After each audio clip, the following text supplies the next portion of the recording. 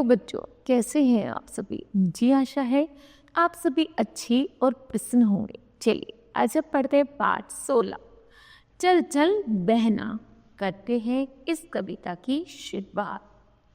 चल चल बहना कर कर आए अपने देश की सैर, सुना है दूर देशों तक इसके नाम के पसरे पैर। अर्थात कवि ये कह रहा है बच्चों कि यहाँ पर हम अपने देश की दूर दूर से लोग सैर करने आते हैं, तो क्या हम अपने देश में सैर करने नहीं जा सकते। तो इसलिए कवि ने कहा है चल मेरी बहन हम कहीं दिल्ली में सैर करने के लिए चल पड़े। ताजमहल को देख देख कर हुए विदेशी दंग, जैसे सच चांदनी गोरा ऐसा इनका रंग। वो कह रहा है हमारे देश में तो इतनी सुंदर चीज़ें हैं, जैसे ताजमहल। ताजमहल को देखने के लिए भी खूब विदेशी लोग आते हैं और देखकर ये कहते हैं कितना सच और गोरा है। उसी तरह हम भी अपने देश की सैर करने के लिए चल पड़ते हैं। हम भी देखेंगे कि ताजमहल कितना सुंदर है। इसके मंदिर झिलमिल करते रतन जड़े हैं जिनके द्वार, इतना सोना बिखरा था इनमें टपकी तब दुष्टों खेला। अर्थात हमारे देश में इतना सोना भरा हुआ था कि इनके हीरे मोती से तो ये गेट जड़े हुए थे, लेकिन जो दुष्ट लोग थे उनकी लार ऐसे टपकी कि हमारे देश से वो सब सोना चांदी उठा कर के ले गए। अर्थात इसे लूट कर ले गए और इसको निर्धन जैसा बना दिया। लूट लूट ले गए खजाने, फिर भी पूरा लूट न पाए। आज भी इसके मंदिर ऐसे सूरज चंदा भी शर्माए।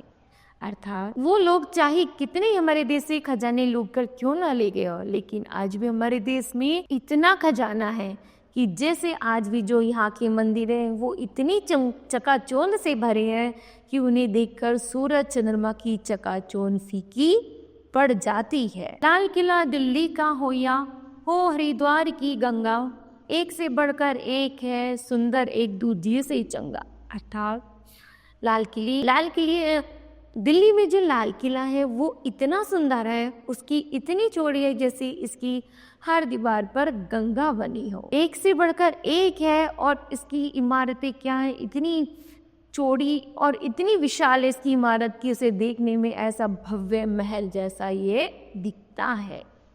चल चल बहना मत कर देरी, अमृतसर भी जाएंगे, अगर थके न तो फिर अमरनाथ जम्मू भी घूम आएंगे। वो कह रहा है चल मेरी बहन अब लेट मत कर, दिल्ली के बाद फिर हम अमृतसर और उसके बाद अमरनाथ जम्मू आदि द्वीप भी घुमाएंगे और देखेंगे कि हमारे देश में कितना कुछ भरा हुआ है जो हमने आज तक नहीं घूमा है। तो इसलिए यह कविता बच्चों समाप्त होती है। यहाँ पर कवि बता रहा है कि हमें अपने देश में घूम कर के ये देखना चाहिए कि हमारे देश में इतनी बहुमूल्य इमारतें हैं जिनका वर्णन करना आसान है। इसलिए बच्चों आप सभी को अपने देश को पूरी तरह अच्छी तरह घूमना चाहिए। ठीक है, तो मेरी ऐसी आशा है कि आप सभी को यह कविता समझ आई होगी। धन्यवाद।